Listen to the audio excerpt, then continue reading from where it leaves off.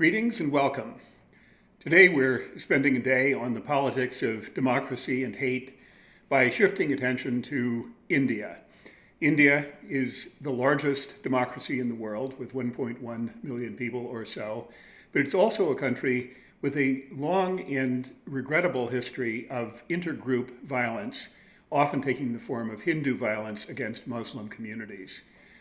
There was a great deal of civil unrest in New Delhi last year, which you have probably read about. And in that, quote, rioting, there was a great deal of violence exercised against Muslims in New Delhi. Throughout the course of the recent 30, 40-year history of India, there are numerous instances of major riots in cities in which Hindu population has attacked and killed members of the Muslim community. People sometimes believe that rioting in India is just kind of a random event, or it's caused by simply local tensions. But the portions of a book that you've read for today by Paul Brass, the book is called The Production of Hindu-Muslim Violence in Contemporary India.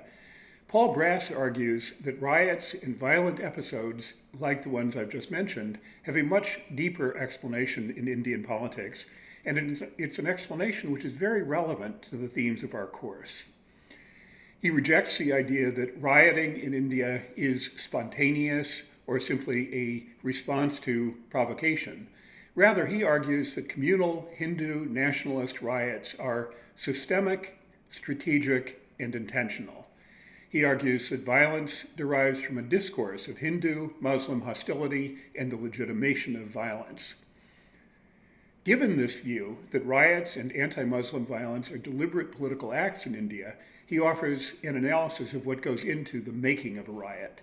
And he talks about some of the social mechanisms, social processes, which we've referred to in other contexts in this course, the circulation of rumors, fake news, fake stories about atrocities which have happened in the next village, provocations which are stimulated by right-wing groups. But he's interested in the mechanics, the mechanisms of rioting in India. He's also interested in trying to offer a theory of what the function and utility of rioting is and how it relates to the political interests of what is now the dominant party in India, the BJP, which is a Hindu nationalist party. He uses a concept which I think is quite important in this context, and that is the concept of political entrepreneurship, or the idea that political leaders see a gain to be gotten by provoking and stimulating anger and hostility and even violence against members of a different group. So what are those groups? The BJP is the governing party. The Prime Minister Modi is the leader of the BJP, and he has a long history in India, a history which is not a happy history. He was the governor of the state of Gujarat at the time of major rioting in Gujarat, which the US government believed resulted in violent attacks against the Muslim community in that state, and that the government of Mr. Modi was, in fact, involved in stimulating those violent attacks. The BJP has made its political strength out of a mass mobilization of many, many millions of Hindu followers around issues of conflict between Hindus and Muslims, and sometimes Hindus and other groups. The Congress Party, which governed India for the first 30 years or so of its independence, was dedicated to a multi-religious society, and the BJP is definitely not devoted to that idea of multi-religious society. Paul Brass takes the view that the political ideology of Hindutva, or Hindu nationalism, that this political ideology is used by the BJP and other extremist parties to advance its own political fortunes. This ideology and its political program is a prime cause, according to Brass, of the continuing violence by Hindu extremists against Muslims and other non-Hindu minorities in India. Brass argues that riots serve a function in Indian politics, that it is in the political interest of the governing party that there should be violence occurring in major Indian cities, and that it should take the form of violence between Hindu groups and Muslim groups. Here's a quote from Brass: "The maintenance of communal tensions, accompanied from time to time by lethal rioting at specific sites, is essential for the maintenance of militant Hindu nationalism, but also has uses for other political parties, organizations, and even the state and central government." So Brass asks, whose interests are served by communal rioting? And he believes that the answer is clear. It is the Hindu nationalist parties. In fact, he describes the Indian political system and party system as a system of institutionalized riot. What are some of the mechanisms of incitement which recur throughout this book? Well, they're mechanisms which we've talked about in other contexts, mechanisms which are used by other right-wing, populist, hate-based movements around the world. Exposure to inciting media is a very hot-button source of violence in India.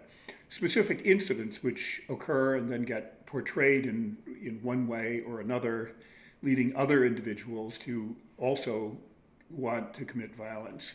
He refers with a lot of detail to the organizations and leaders who carefully fan the feelings and the political emotions of hostility which exist, and try to mobilize support for radical Hindu nationalist objectives. But music, comics, video games, and the presence of a small number of individuals who are in any given place hot connectors, people who have the ability to raise a good number of other individuals also willing to engage in rioting. He talks about rumor, and he talks about provocation and incitement.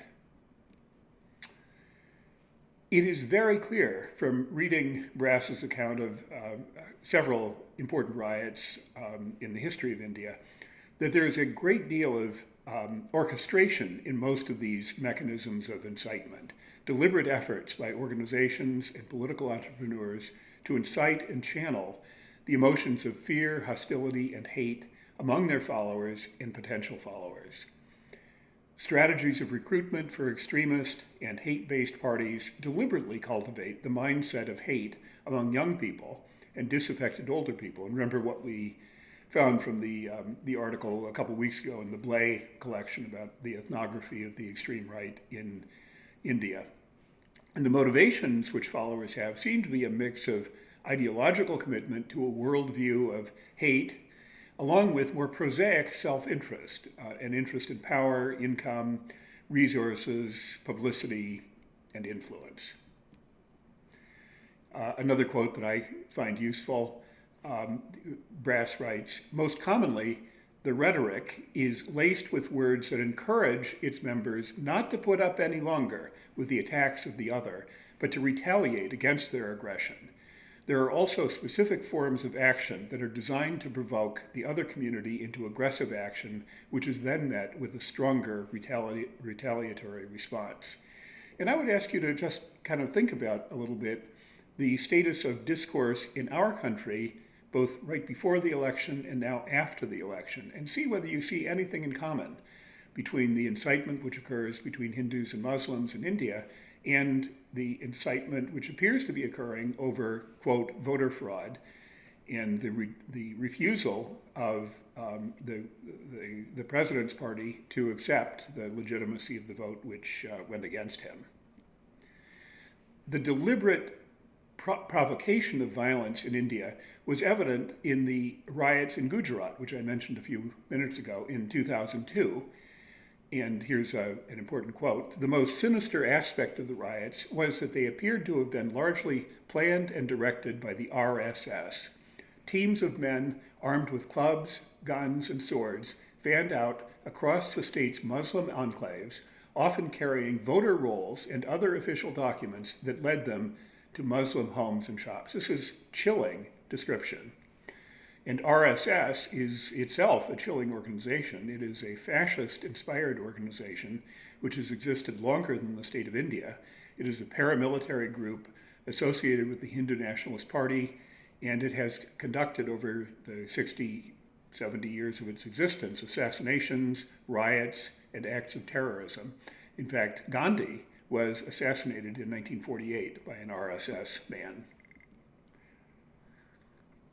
One of the most visible kind of mobilizing points about the Hindu nationalist political efforts to incite Hindus against Muslims was the Babri Mosque, which was in the 1990s, or the 80s into the 1990s, became a focal point of conflict between the two communities.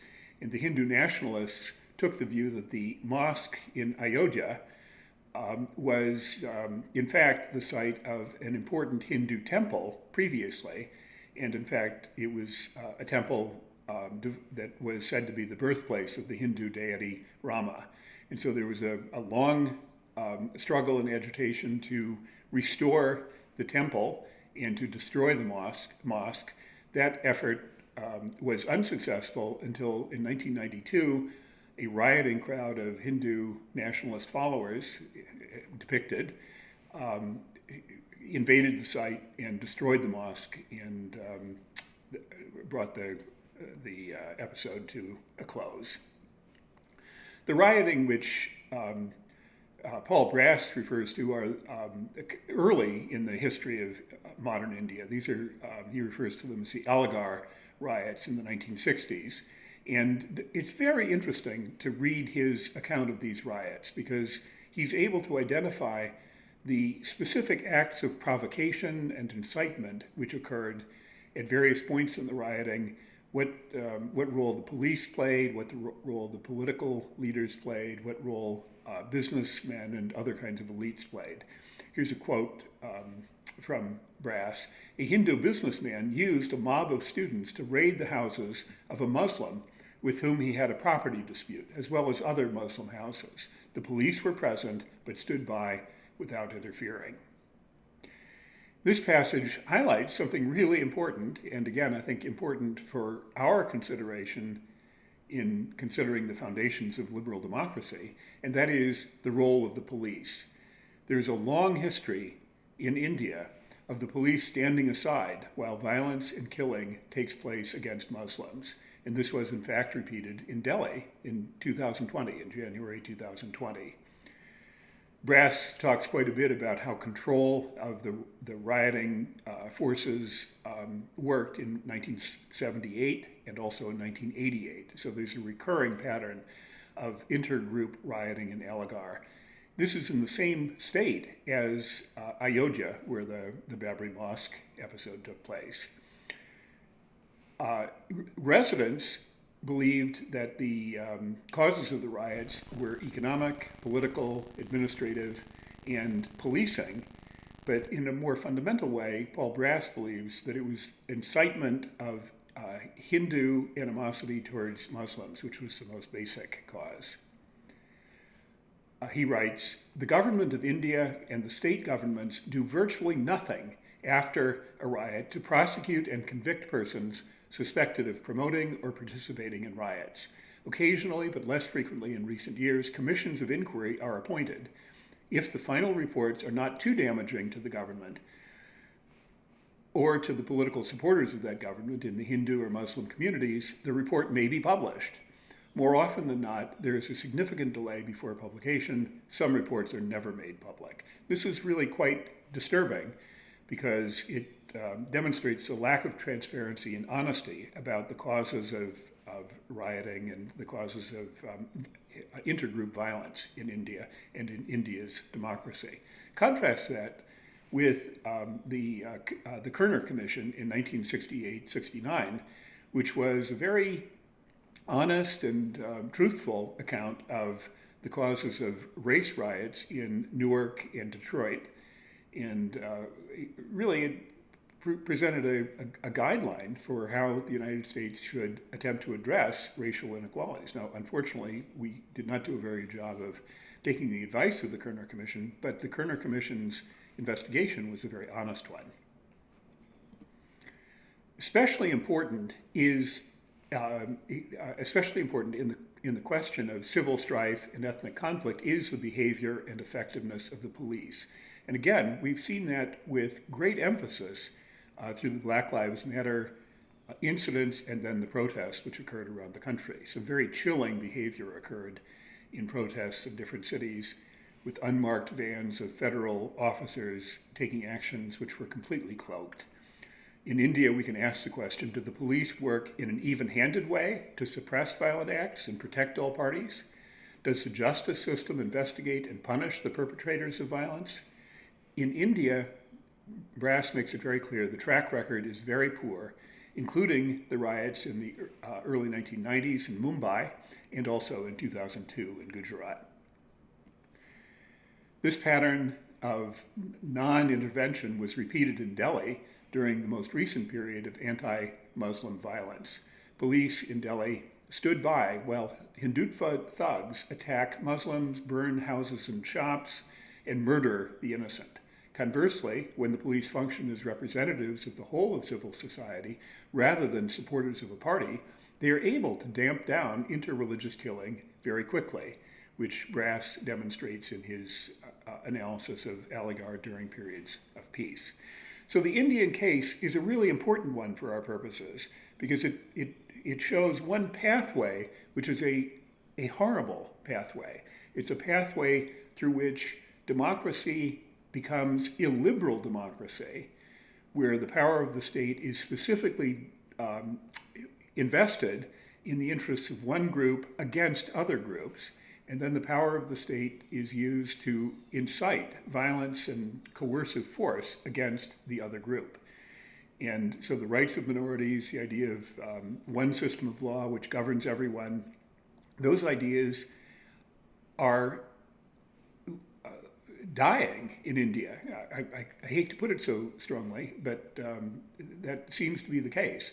The idea of equal protection under the law, neutral administration of justice by police, law enforcement, and the judicial system, those liberal values of a democratic system seem to be very much at risk and on life support.